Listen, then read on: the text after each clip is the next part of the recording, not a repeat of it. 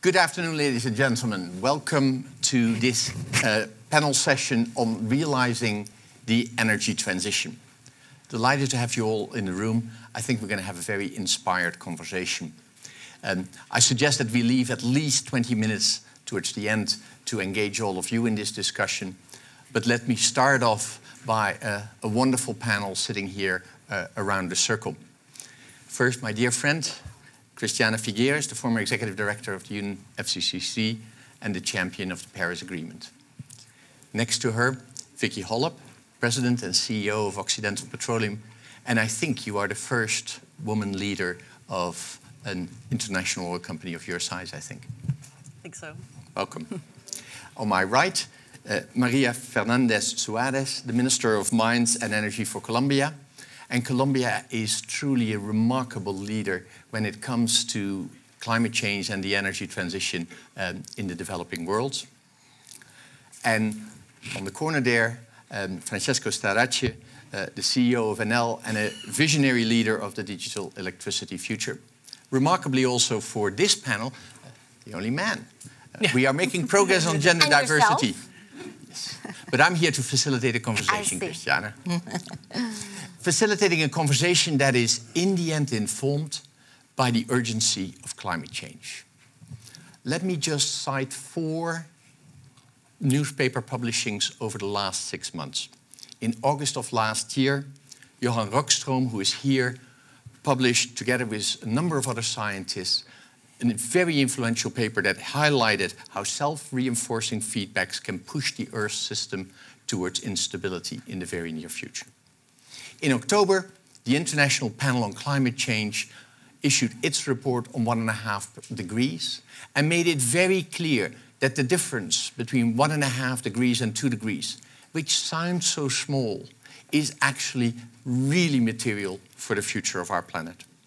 In November, scientists in the employ of the US government concluded that if climate change is not addressed, the US economy will face a 10% setback, the size of the whole US economy, 10% smaller as a result of climate change by the end of the century.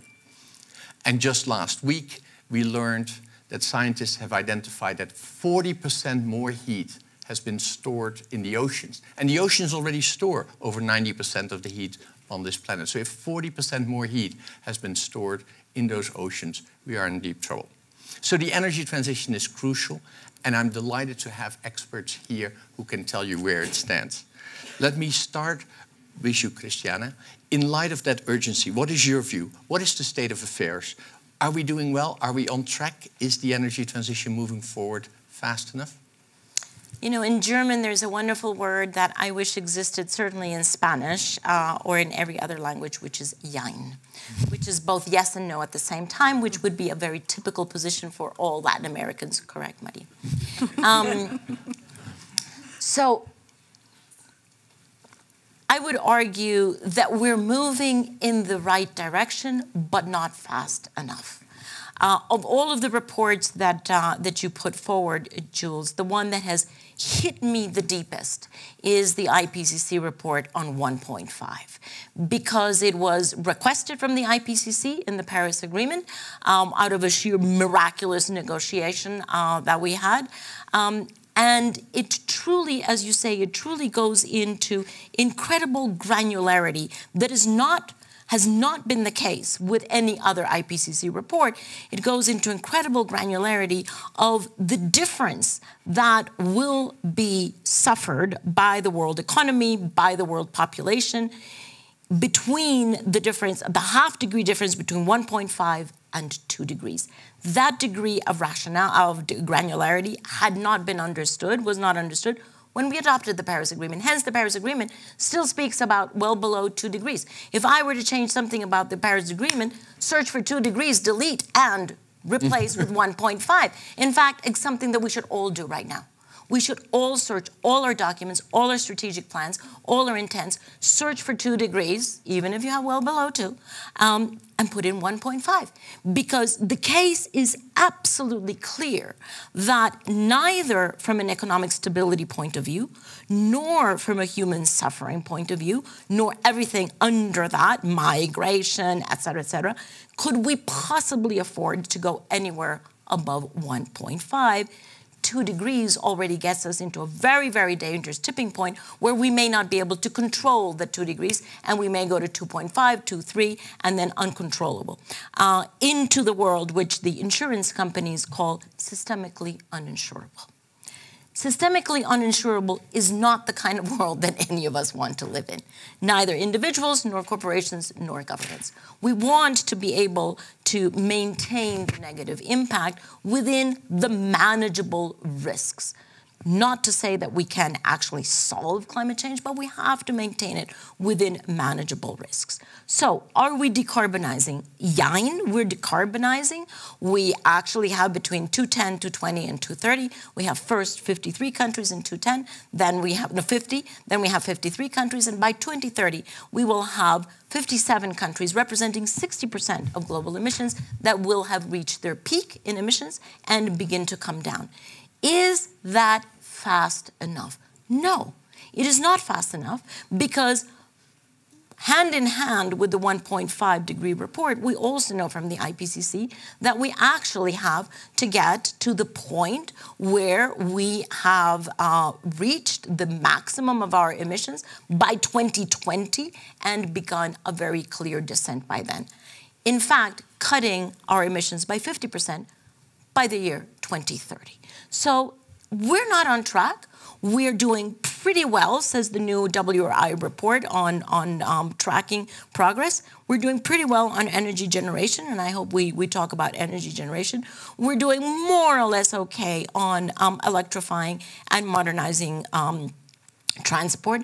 We're beginning to do much better on finance. We're absolutely nowhere near where we have to be on land use, agriculture, deforestation, nowhere. We're nowhere where we need to be on industrial conversion, although the hard-to-abate sector report says that technically we can do it for a low price. And we're nowhere near where we should be with buildings and cities. So, is it a glass half full, half empty? I prefer to say it's a glass half full because, frankly, we have to fill it up. We don't have the option of having empty glasses. This is our commitment. This is our responsibility. It is our generation that has all the scientific knowledge, all the technologies, all the finance.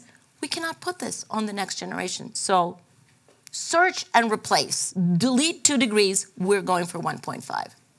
Thank you, Christiana. Vicki, you wake up every morning leading a major international oil and gas company, thinking about providing energy to 7 billion people around the world. And Christiana has just laid out a remarkable challenge for your industry. How do you look at the feasibility of achieving that, and how do you line up your company to that goal? Well, I can tell you our company is committed to it, and I want to give a few examples of why that is. For 6 years, we had a team struggling to try to get some legislation in the United States that would make it possible for power plants or ethanol plants or other emitting industry to be able to put carbon capture equipment on their plants. We feel like the more we can start to use that kind of equipment, the better we can make it. In fact, if you ask NRG, they would tell you that the carbon capture that they put on a plant near Houston, if they did it today, it would be much lower cost. I'm not saying much, I shouldn't put words in their mouth, lower cost than that original. So, but it took us with a team of several people working 6 years on that legislation. It really didn't take off and start to get some headway with the government in the United States until we became a part of a coalition. And that coalition was comprised of, it was the first ever of its kind in the United States, I believe, composed of power generating plants, coal plants. We were, I think, the only oil company or the first oil company. Others may have joined later. And there were environmentalists, there were regulators. it's that kind of coalition that finally got us to the point where we were able to get 45Q extended and changed so that it would facilitate putting carbon capture on industry in the United States. But alone, it took 6 years. When we had that coalition, it started to happen quickly. So with respect to where we are today in the oil and gas industry, we have figured out that the best way to get things done is to collaborate. And what that means is sometimes sitting with the people who criticize you the most, because we really need the honest, open feedback. And otherwise, I wouldn't be sitting on this panel. This panel is incredibly talented, strong, and knows the climate change industry much better than I do. But what I do know is that we have to, as an industry, figure out how to go faster. And I think that there are several initiatives ongoing that will help us do that. I think 45Q was just one example in the United States. Now that that's passed, we as a company are being really aggressive to sign up. We've already signed up one, but to build a strategy in mid-America to capture the emissions, CO2 emissions from not only ethanol plants, but power plants, cement plants, steel plants.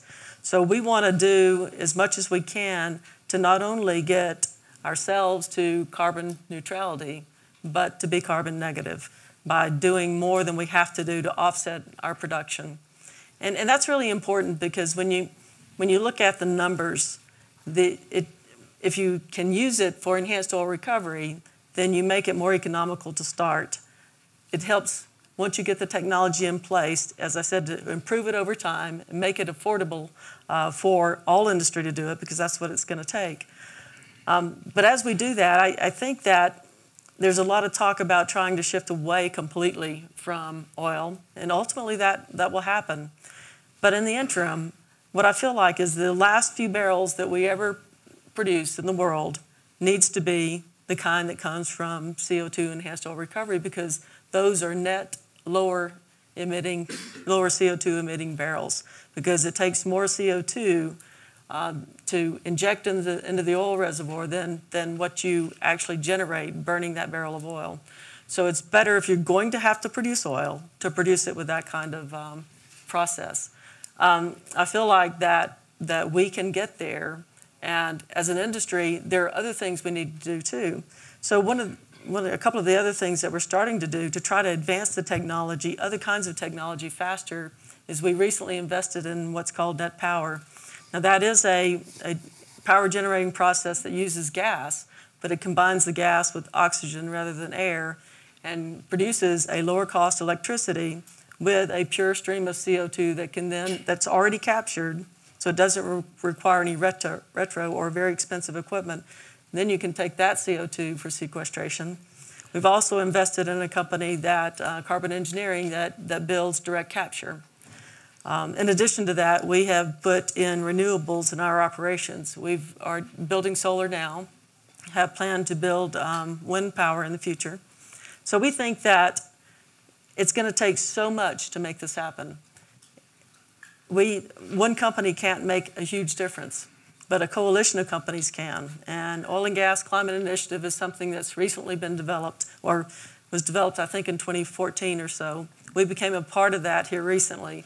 I think that initiative, the reason we wanted to become a part of that is in sitting with the companies that were in OGCI, seeing the sincerity, the determination, and the commitment of the CEOs to make things happen faster was, in my view, really, really compelling. We became a part of that. So I think the next step to some of what we're all trying to do in the oil industry is to get better around this, is to continue the collaboration, continue the dialogue, and just make things happen. Just go ahead and start spending the funding required to get things done, and then over time we'll improve it. Because I do have stakeholders, I have shareholders, employees, and communities, and all three now want that same thing. So I think we're all very well aligned. It's just a matter of making sure that we move along, do the things we need to do to make it happen sooner. That sooner is an important point. Carbon capture and storage has been on the agenda for a long time, and it hasn't really moved. You highlight collaboration as a lever that will accelerate it. Is it now going to move really fast? Because in the meantime, the timeline that Christiana outlined, requires us to think about a really fast timeline? I think the collaboration will certainly help, but then there's also the piece of advancing the technology, getting more innovative about what we do. I was amazed by the net power concept. I've been impressed by the fact that there are really smart people starting to lower the cost of direct air capture, which some say today is still too expensive. But over time, we'll make that work as well. We'll be able to reduce that cost, make that more efficient. So I think that it's the combination of the two, but you can't do that unless you're really dedicated to assigning people and resources, capital resources, people resources. We put together what we call a low-carbon ventures team. It's a team right now. I think it's grown. It's probably getting close to 20 people that are solely dedicated to looking at our carbon everywhere, our carbon footprint, and trying to figure out ways to make that lower and to improve it over time. Along with those at least 20 people, there's external consultants that we're using, many that are not from our industry, because we want other views. We want people to be able to help us think differently. There may be things that we're missing just by ourselves. And so some of the best feedback we've gotten and some of the best challenge and best motivation has come from those external tests. Great. Reconciling two perspectives, an energy provision that is still very carbon intensive and people need energy, and yet a timeline that is incontrovertibly telling us that we have to go fast. That's your job as a politician in this space, Maria. How do you look at the pace at which we're moving in the energy transition? Well, I think that the achievements that we've seen in introduction and cost of renewable, variable renewables in 2018 were very important. And all the advancements that we've seen in technology regarding storage and regarding new introduction of those kind of generation will be key to accelerate the transition. Because before that, the additional cost on the introduction of cleaner technologies was definitely an issue. And I think that for the traditional generation with fossil fuels and with carbon, seeing that the introduction of renewable can go to a lower cost definitely brings a different scenario to what we're discussing. Regarding what we are doing is that we are in this process of implementing in Colombia the agenda of energy transition. So we are, even though we have an energy matrix that generates 70% of it out of hydro, so it's 70% renewable, we are making a full program of how to introduce solar and wind. Later, we will be looking forward to introduce geothermal or other types of technologies. And we are planning to do several actions during 2019 and 2020 to go up to 10% of the total matrix in the variable renewables. I do believe that we cannot yet decide that we will not use fossil fuels or not use carbon, not yet. That is a path. We're heading towards that. But this is a moment where all technologies have to work together, and we need to work, and I believe that all companies must work in how they're going to go through that transition. But for now, at least for Colombia, to have a reliable and efficient and sustainable matrix, you need to have all technologies together. So that's something that we need also to consider when you design the energy generation matrix of any country. And from that, I think that we will go forward. We are very committed to climate change, to mitigating climate change. And we, in Colombia, have set all our national development plan based on our SDG goals. And actually, my sector was the first sector to launch within that goal our strategic and detailed plan on how we are going to be able to achieve a lower carbon emission towards 2030. And that was very important because we made it with the private sector. So it was private and public sector committed to determine strategies where, of course, for example, energy efficiency in the mining and in the hydrocarbon sector, it's key. They're the most demanding, one of the most demanding industries in energy, so that will be definitely key. all that what Vicki was mentioned regarding carbon capture and how does the hydrocarbon sector has to strengthen its operational standards in order to make sure that they don't flare, that they have higher standards will also be key. And of course, the most important agenda, it's generating a more diversified energy matrix with a high percentage of variable renewables and energy efficiency. So those things are key. One of the topics that I will say is still under discussion and maybe one of the most difficult is how consumer will step out of fossil fuels, because electrical vehicles are not cost efficient yet. So people want to, and when you see the matrix, those are the ones that contribute the most. So people are very active in mitigating climate change, but they drive on their own car every day. So that's something that we haven't found out. And we in Colombia have a carbon tax for fossil fuels. But that's something on behavioral economics that I think that we still need to work on. And I think that I will also highlight, as Christiana was saying, regarding at least deforestation has a key role to play, and that's a big issue on Colombia, and the other one is agricultural emissions. Thank you. Lots there to unpack in the rest of the discussion, but you mentioned one really important thing. You said you're going to launch auctions for renewables. And we've seen around the world how those auctions have really contributed to driving down costs of renewables in many countries around the world. When you meet your fellow ministers, is that a theme? Is that something that people talk about, this incredibly rapid decline in cost and what it is doing for being able to deploy renewables now compared to a few years ago? Yes, definitely. What we saw before is that in the Colombian market, there was a lot of people that were resistant for that variable renewables to come in. And one of the major discussions was it's going to be very costly for the user to make that introduction. And since we have 70% of hydro, we have the 6th most cleanest energy matrix in the world. So we are not an issue really on that front. But that makes us very vulnerable to climate change. So cost was definitely an issue. So I think that that's why lowering the cost on variable renewables, it's really a breaking point for how things are going to evolve. And for something that is very important and that you asked before, speed. So once you make that breakdown in cost, the speed of the transformation, it's going to come much more faster. And I think that that's the opportunity that we have in front of us. Francesco, that speed has been part of your life already for a number of years, I know. And you've also early on identified the importance of combining the transition in energy with information technology. From your perspective, how fast are we now moving? I think we're moving faster than we know.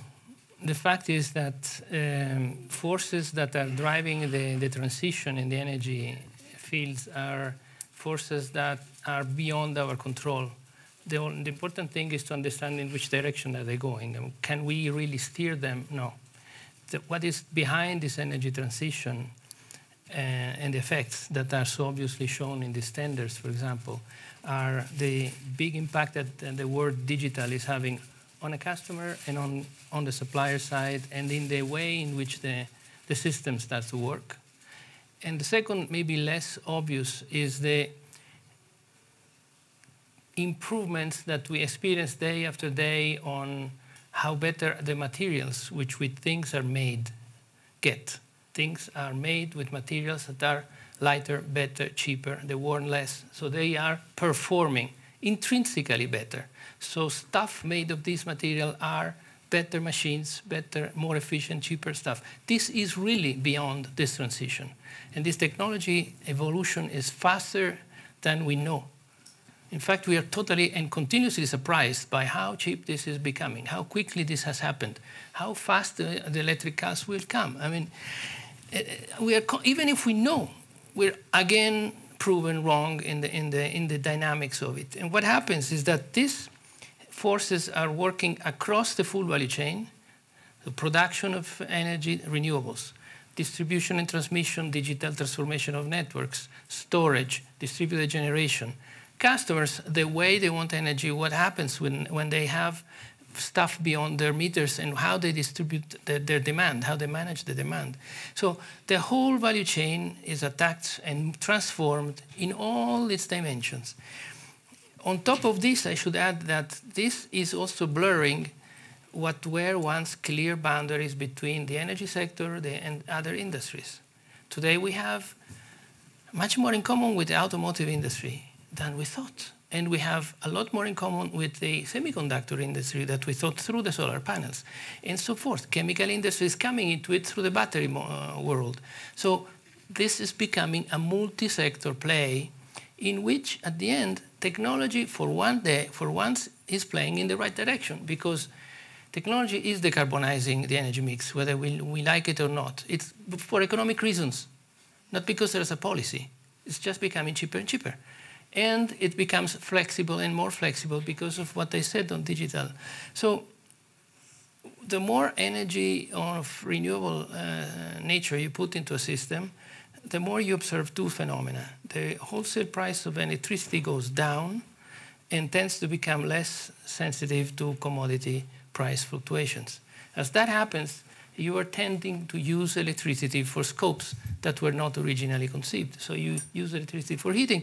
It was a blasphemy when we went to university. It's like, it's entropy, don't do it. No, well, if it's not entropy, can we do it, please? Yes. So there is a lot of changes in the way you use electricity, which goes into the direction of reducing carbon. And actually, at the end, we have evidence from studies that we're making that you can decarbonize society without waiting for major technology breakthroughs, just accelerating what you have, inertially. There is, however, a content in this big transition. Parts of society might perceive they are on the losing side. Parts of society may think that they're losing something. They don't want to see this change because maybe they're right, maybe they're wrong, perhaps they're right. I think to address these needs, to talk to these people and say, don't worry, there's no problem, is wrong. But to say, we understand what your problem is. Honestly, we have to tell you the truth. There's no way back. But this and these things can be done. For you, there is a lot of things that can be thought of.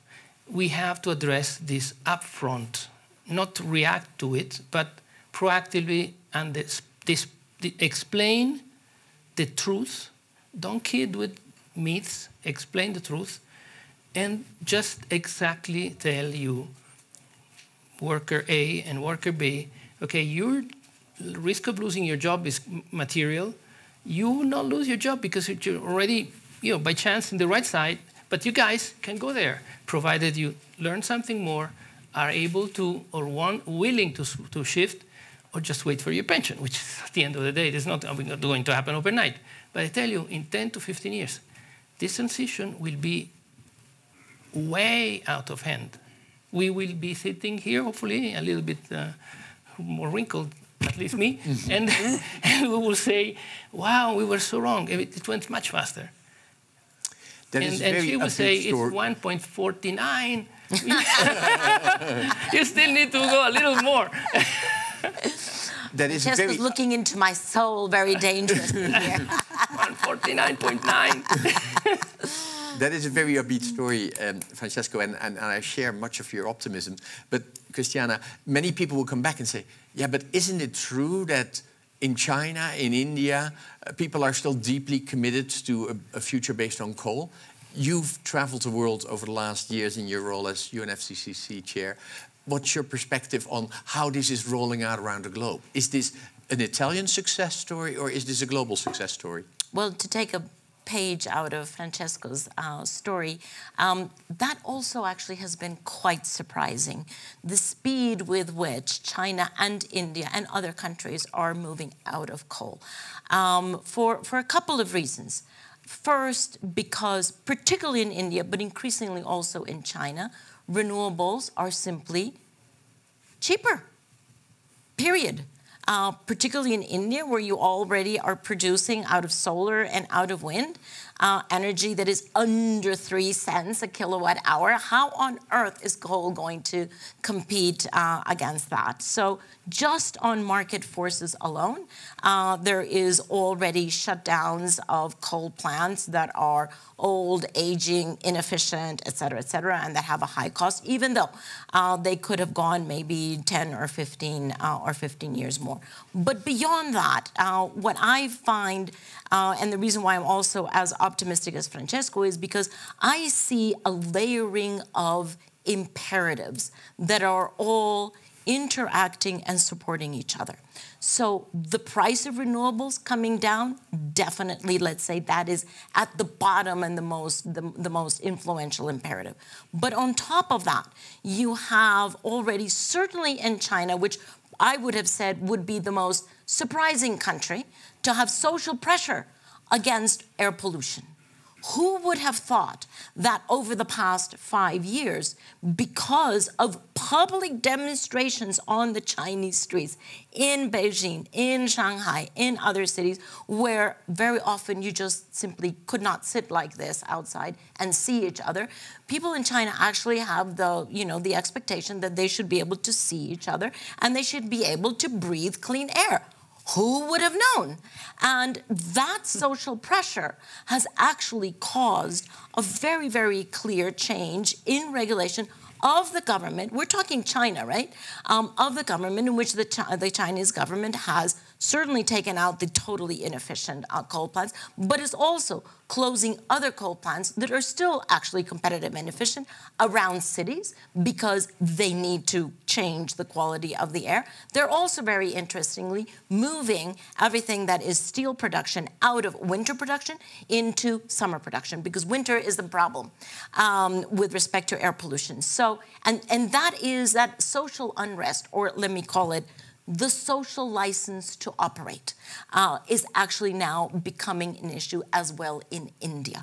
Now in India, and I just came back from India a month ago, in India you have every single medical association, every single one of them, of which there are 22, for a sum total of 3,000 something doctors across every single state in India, coming forward to say we will no longer put up with the air pollution that we have in India because it is causing cancer, it is impeding the IQ development of children, it is causing asthma, it is causing us to have to operate on 16-year-olds who have never smoked and have to do lung transplants. How on earth is that possible? And so it's a different kind of social pressure than in China because it's coming from the medical sector. But still, you can imagine that this will only continue to grow. Now, on top of all of that, of course, you have the moral imperative, which is the fact that we just cannot be as irresponsible as being thinking adults and simply pass on this burden onto the next generation. So if you have the economic imperative, you have the health imperative, you have the social pressure imperative, and you have the moral imperative, all of these working in the same direction, we are going to see a transition. And the technology, did I say the technology moving as fast as it is, helped by digitalization, helped by artificial intelligence that is helping us to put in much better systems in cities. We want to be able to move in cities. We want to be able to breathe in cities. So actually, this is a very positive story. This is not a story of burden. This is the story of economic growth, of prosperity, of safety, and a safe economy that we are building. And if I can come to you, Vicki, I'm not sure that CCS is going to do it. I don't think it's going to do it for two reasons. A, scale, and two, cost. Correct me if I'm wrong. I believe, and I'm not a CCS expert, that we currently have, across the world, we have 18 pilot projects of CCS. Am I correct? That's correct. Oh, for the first time, I'm correct about CCS. Okay, so in order to solve the problem, we would actually have to scale up from 18 to actually 1,800 and do that in a couple of years. In my book, that's impossible. So for those who are betting on CCS, I'm actually a little bit concerned, to be very frank, that those who are betting on CCS are still going to be staying in what the Indian doctors call the curative phase, when actually we have to move to the preventative. Yeah, I certainly never said that CCS would be the only thing required, but I do believe that CCS has to be a part of what you include in the whole equation. It's really going to take renewables.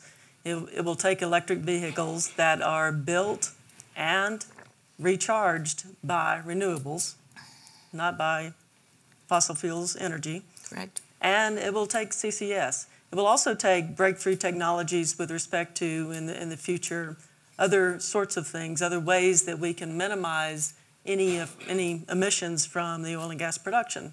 At some point, I know that many people would like to see the end of fossil fuels. I'm not in that camp, but the camp I am in is I want to see the end of emissions from fossil fuels. So I believe technology will be developed that makes that possible. So I think that ultimately we'll be in a world where we can have all the things, just as Fernanda said, we'll have all the things that we need to power our planes, our cars that are the older ones. We'll have everything we need to provide the quality of life that around the world that people want. But it can't be with emissions. So I believe, like you, that technology, once it started, will advance. And when I'm talking about we need breakthrough technologies, I'm not talking about with respect to renewables. That's been incredible. What I'm really talking about is this vision that I have that ultimately we can get a molecule of oil or gas out of the reservoir and get it to whatever product it delivers to our population around the world without emitting to the atmosphere. At a price that's going to compete with renewables? Yes. With storage? Yes. And that's not 10 years away, probably not 15 years away, but there was a time when nobody would have thought that we could produce enough wind power. There was a time when nobody expected to be able to make solar affordable and reliable. That's happened. We've had incredible breakthrough technologies, both in aerospace, in oil and gas, in just the electronics industry, the Silicon Valley guys.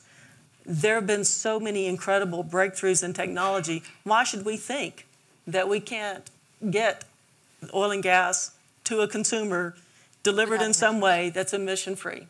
We can do that. I'm keen to start to get you involved in the discussion, and I'd like to first call on Minister Radebe from South Africa. You have moved through the Ministry of Justice and the Ministry of Transport and the Ministry of Public Works, but you now have the best. What do you think? How is this moving in Africa? Thanks, Steph, for the question.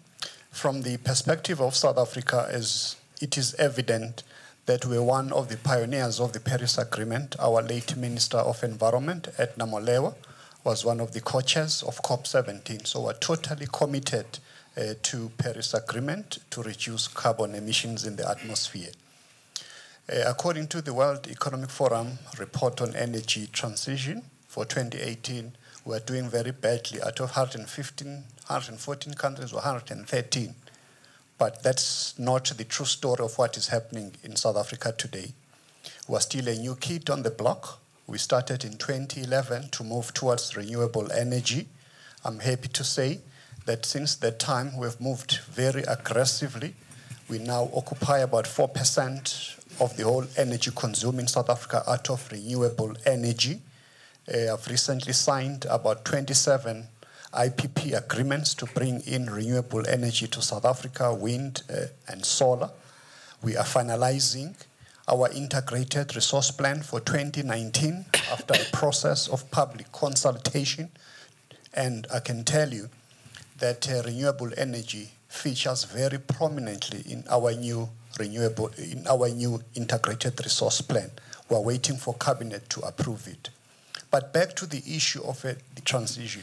Our major challenge as we speak in South Africa, we generate electricity largely out of coal, and we're still very much endowed on coal. That's why I agree with Vicki there that we need to find a way also of generating clean coal over and above renewable energy in South Africa, because we cannot wish it away. But that doesn't mean that we are not aggressively moving towards renewable energy. I can assure you that we are moving in that direction. Our major challenge is the issue of jobs, because in those areas where we generate electricity out of coal, there are a lot of job losses that we're going to be experiencing. And we're also observing as well that financial institutions are very reluctant to fund and to sponsor coal projects. So we need to find a just transition, especially for those workers who have been involved there, reskilling, retraining, and also to ensure that all these new technology are also directed towards those areas. But I'm very optimistic that we are moving in the right direction. We are committed into renewable energy in South Africa, and also there's a lot of appetite to come to South Africa, which is my last point, that when you read the integrated resource plan, sometime late February this year or early March, you will see a feature prominently of renewable energy in the South African economy. So we are part of embracing this new technology, because we cannot wish it away, unlike in the 19th century in Manchester, where some people thought they can stop the clock from ticking. So we need to embrace this new technology. But let's take our people along as we move towards the new technologies in the world. Thank you, Mr. Minister. And you highlight that just transition, which you, Francesco, also mentioned. So I'll go to you, and then next Jason Bourdoff, and then Anthony. Yeah, I think what Minister Radebe said is very important. And by the way, I have to testimony that the renewable energy program that South Africa launched several years ago was a big success. It proved to be a good way to attract investment and have very competitive pricing across the timing. It's one of the programs that I think everybody should look at, the way it was conceived and run. And by the way, South Africa is a lucky country because it has a lot of resources. It's not only wind and solar, it has coal and uranium, so it's a fantastic country from an energy standpoint. But that creates a problem that the Minister has just highlighted. When you have a sizable activity in mining or hydrocarbon exploration and production, and you have an entrenched industry, that entrenched industry is entitled to feel threatened by the decarbonization of the energy mix of the country itself. I think it's a legitimate concern. And I think it is very wise that the political bodies of the country address it, not just to say that, don't worry, it's okay, it's going to be fine. It's not okay, it's not going to be fine. It's actually going to be a very nasty war otherwise. So to have truth told to people, and then programs that address the consequences of what is going to happen anyway, is the wisest thing that a country can do, and also one of the most intelligent things that are still to be done, aside of technology evolution, to speed up this transition, which is positive. There's no question about it. But you have to remove the concerns of people. And when people are concerned, they can be really stubborn, you know. So you see, that's an important thing. I just want to add a couple of words on CCS. CCS is a technology that's been around a while. The part of industry to which I belong has spent about $10 billion trying to develop CCS because it was in our interest to have it working. We gave up. We gave up because it is not working economically. It's working as a technology. It will eventually be economical, hopefully. The thing is, there is a law in technologies. Things that don't work in 5 to 10 years tend not to work anymore. They tend to just become obsolete because other stuff takes over. But that curve should really be the development of whatever it is versus the effort spent on it. Because carbon capture and sequestration 10 billions. It will work. Well, 10 billion, it works. We're already working on a project that's going to deliver double-digit But you know, returns. I would be very happy. I would be the happiest guy on earth because all the power plants we have would have a second life. But I honestly don't believe in it because we ourselves put so much money into it, not only us, the whole power generation industry of the world.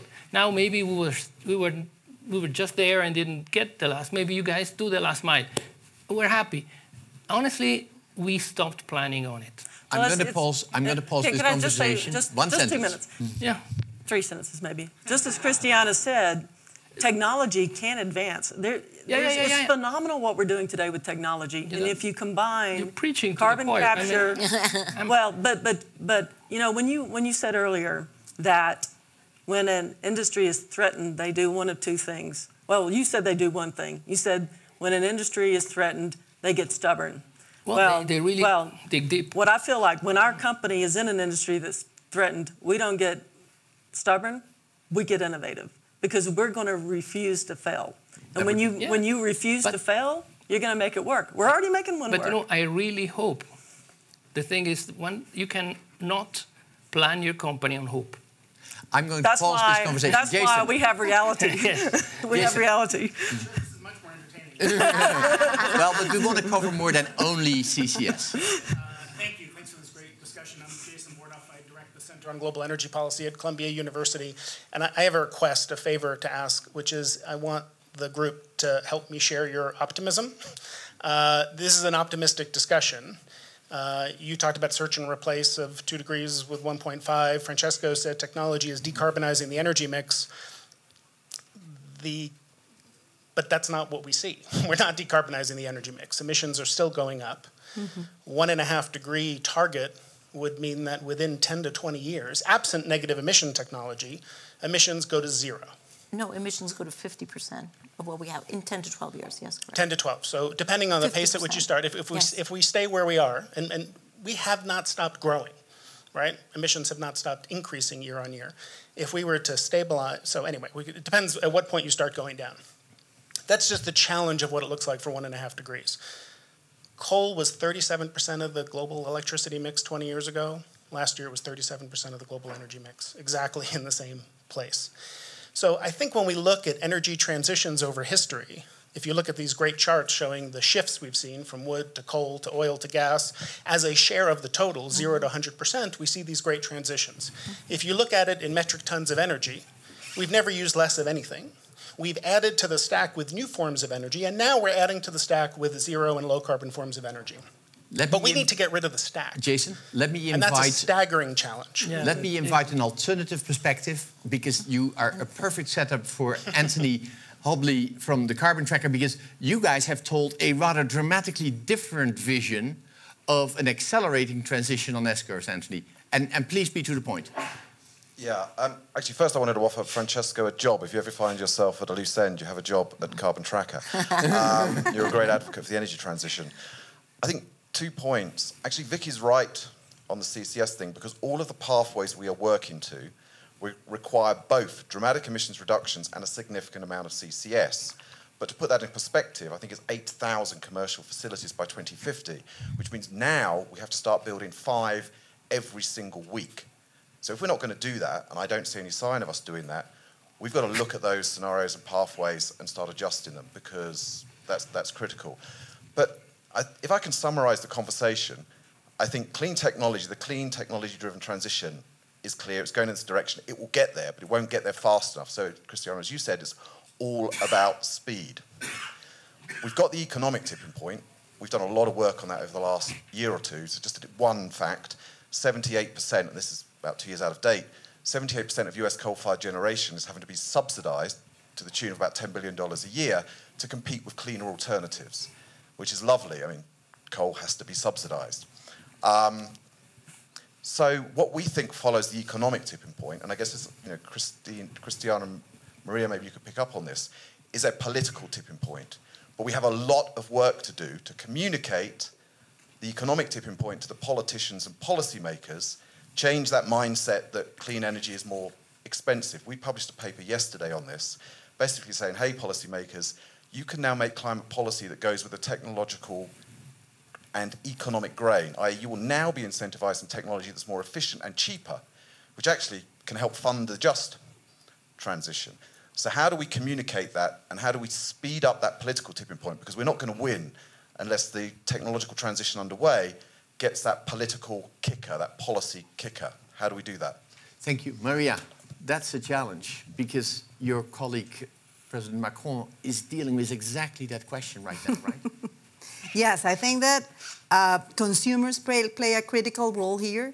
And as Francesco was saying, also the incumbents that are playing in the market. So definitely the reduction in cost is a tipping point. But I will say that from this discussion, I think that all efforts need to be done. So it will be great that CSS is finally achieved, because we're going to have oil for a long time. Maybe the speed of the transformation will take them faster, but for airplanes and for petrochemicals and for other types of industry, the energy transition is not there yet. We haven't seen yet an airplane on solar or wind or things like that. So one of the things that, and sometimes this goes like to an extremist position. It's like you have to just avoid carbon, avoid fossil fuels. I think that's why it's called a transition. So I'm more in the place where I see that we need to put all the renewables in place as faster as we can, and we need to make sure how consumers will play a role on that, because they are more looking forward to a carbon subsidy or a subsidy on fossil fuels rather than being really willing to pay the cost of the energy transition. And that's why I do believe that for policymakers, it's really difficult. So at least for me, putting a higher price on gasoline, it's almost politically impossible. It will be the faster way to be out of office, even though if I make a successful renewable action. Yeah. So that's where, and what we've seen in France, that is exactly the point that doesn't fit in the discussion. People are very aware, are very concerned, but are not behaving in that same way. Thank you. I'm looking around. Who else wants to come in? Over there. Please introduce yourself.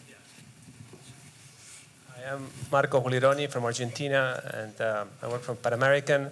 First, I wanted to commend Vicki, because I think you do represent the oil industry's embracing of the issue in a positive and constructive way, offering solutions such as CCS, and highlighting the fact that, maybe we didn't discuss this, there is not one solution, as Fatih said yesterday, to the issue of emissions, and that's where we have to focus on, bringing down emissions, but many solutions, and they will coexist. What I want to ask the panel is their thoughts about a word that hasn't been mentioned today, which is key to this energy transition, which is gas. I mean, in this road towards a lower carbon energy consumption world, we need to deal with intermittence of renewables and the costs associated with this and other issues, and gas provides a very sensible solution to that. I wanted your opinion on that. Can I just say that technology that I talked about earlier for electrical generation at lower cost than traditional power plants is net power. And that's something that Oxy has invested in, because we'd like to see that used around the world.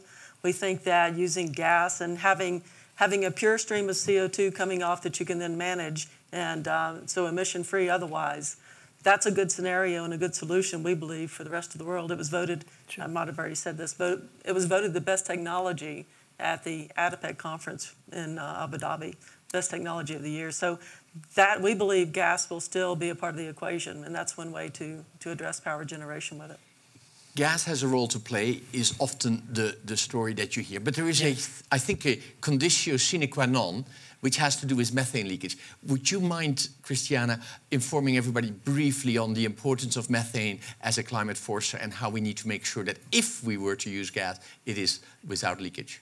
Well, I would start by saying that I actually agree that we're going to need gas for a certain period of time. How many years is going to depend on actually how quickly we develop storage alternatives for renewables. So those two things for me are depending one on the other. But to methane, I actually would like to congratulate OGCI, the Oil and Gas Climate Emission Initiative that Exxon, yourselves, and Chevron have just joined, but it is a group of companies that Enel has been a member of quite a few years, which are I would say, the forward-leaning oil and gas companies that understand that they have a huge responsibility to power this transition. And just in September 25, if my memory doesn't betray me, on September 25 of last year, they came out with a very, very aggressive, honestly, and very constructive, from my point of view, from their point of view, very aggressive, methane target that is actually looking at methane across the entire value chain of oil and gas, because otherwise the fact that we argue that gas is better than coal, that is only true if you strip gas of methane. If methane emissions, which are not as long-lasting, but much more powerful than CO2, if they come with gas, then in terms of my boss, the atmosphere, she sees exactly the same emissions. So in order to be able to take advantage of gas as a source that will help the transition from where we are to renewables, then we do have to strip. So my congratulations for the measure that was taken by OGCI, which I think you signed as well. Yes. Francesco. Maybe one thing about gas is that gas has been always considered the fuel of transition, the fuel of the future and stuff like that. But also, as I used to say, the little brother of the big brother oil. So, and has behaved or tries to behave a little bit like oil in the way in which volatility is built into the pricing, in the way this commodity is starting to move around. I think it is a short-sighted view of gas, and if gas wants to really have a future, it shouldn't look at oil anymore. It should be a commodity on its own, without trying to mimic the volatility that is today a problem for the industry. There is no reason why, for example, if one would have a view of displacing really coal, not because coal is dirty or because there is a regulatory concern or stuff like that, I always say there would be a time where you could price gas at a discount to coal anyway and just wipe out coal. No one likes it. I mean, we have coal plants, we don't like them. It's cumbersome. But you would be okay with an emission-free coal plant, right? The problem is there's no emission-free coal plant so far. But technology could be built. Yeah, but the problem is it's not there today. Yeah, so issue is with coal plants, they're doomed in the next 5 years. So that's it. There's no way that you can justify a coal plant when the marginal cost of the coal plant is displaced by new investment on renewables. I was only saying that to get to the point that gas is going to become a world commodity. And but, at that point, then it should decouple from coal, from oil. I think it should decouple from oil for gas sake. Yeah. Okay. Yes. And if it could probably, for a certain number of years, couple with gas with coal displacing it. I know it's like blasphemy, but that would be the cure worldwide. Because tell you, any utility in the world, you ask them, do you like coal or gas? Gas is easier. There's a pipe, it's cleaner, you don't have ashes, you don't have coal plants, you don't have ships, you don't have all this hassle. A lot better. But, what is the price of gas next day, tomorrow? And gas is trying to emulate the big brother oil, who's already crazy. So, get off this. I mean, by the way, you should change your name, not not name yourself oil and gas companies, but gas and oil Gas and companies. oil. That would be already a big step. Someone else told us that today, actually. It is unfortunately time. It is impossible to summarize this conversation. And it is almost impossible to end this conversation, because us energy junkies in this room, we could talk for hours more. That's obvious. A big thank you to you, Vicki, to Christiana, to Francesco, to Maria, for an engaging conversation. A big thank you to all of you for participating. And we look forward. There's more conversations over the next day and a half to carry this conversation elsewhere forward. Thank you very much. Thank you. Thank you.